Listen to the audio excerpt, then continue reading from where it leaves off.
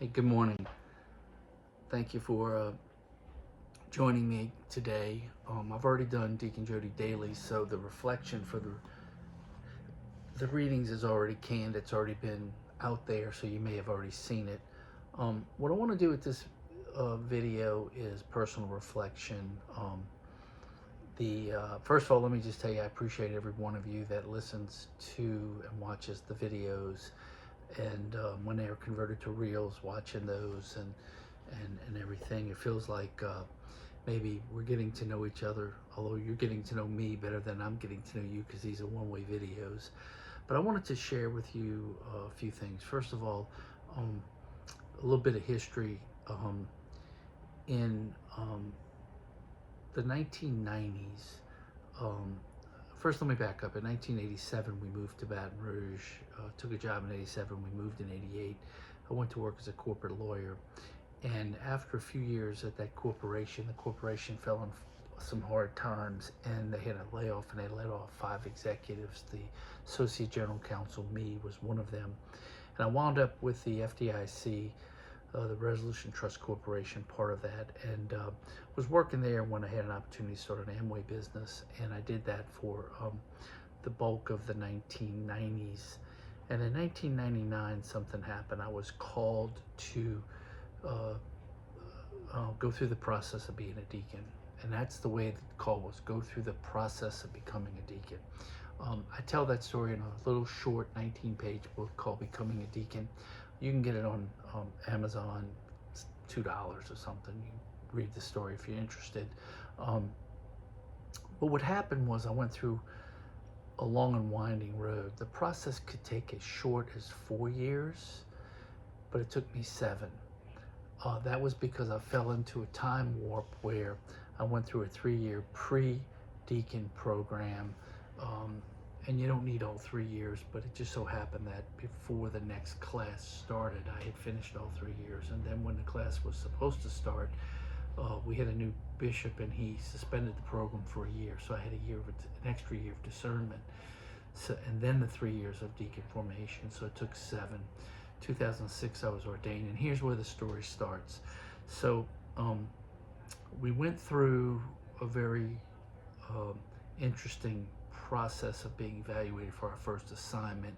And when I went before the board, they asked me a lot of questions. And one of the comments I made was that if St. Paul was here today, back then, 2006, he would be on the radio.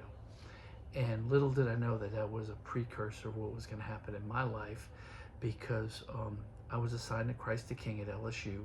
I loved the assignment.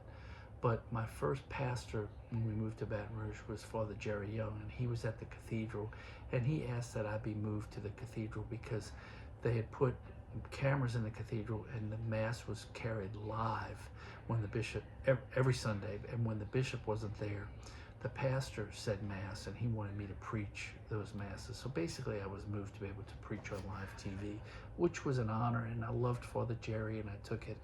Well, he retired before the end of my term, and at the end of the term, the new pastor elected to not have me renewed, and that's when I was sent to St. Teresa. And I affectionately say I was banned to the boonies, but really St. Teresa in Gonzales is not the boonies. And God knew what he was doing, because he sent me to a great place. That was 2014. I've been at St. Teresa ever since. And the pastor I had, Father Eric Guyan, and I became very close friends. We're about the same age. I'm a little older than him, but not much.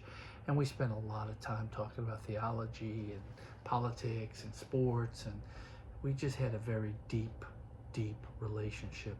He actually was able to establish relationship with the entire staff, and he was a very easy person to work with, because he trusted me and I trusted him. And when he was transferred 2.5 years ago, we have a new pastor.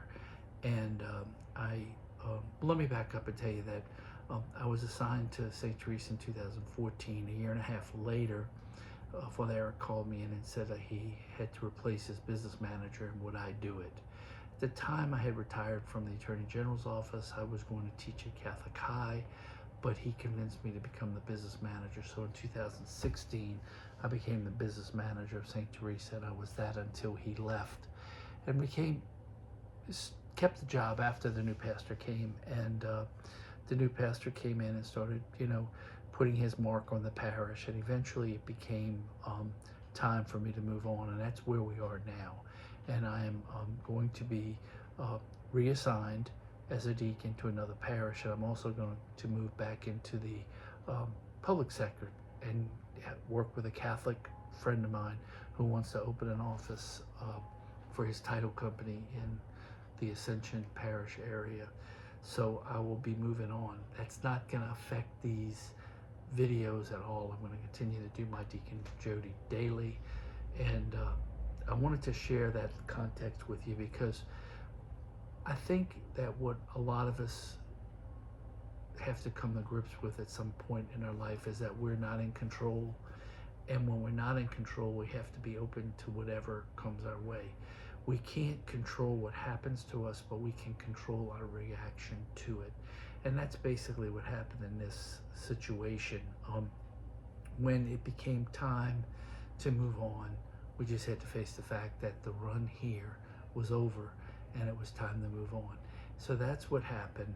I'm not going to get into any of the particulars. It's just not even relevant. It's not even important. The important thing is that sometimes there are new beginnings or different seasons in your life, and this is one of those for me. I'm excited about moving into the public sector with a friend who will respect my level of professionalism and expertise, and I have an opportunity to do some good work and also continue to build this ministry of sharing with people, good people like you, on a regular basis. So that's just a personal reflection for the day. I hope you enjoyed it. Once again, share it with people. Let people know what's going on. And if you ever want to contact me, it's real easy to just reach out to me in any of the private messaging parts of Facebook, or you can find me almost anywhere. With that, I'll continue to pray for you, and I hope you continue to pray for me, and we'll move on from here, and you'll see some changes. God bless everybody.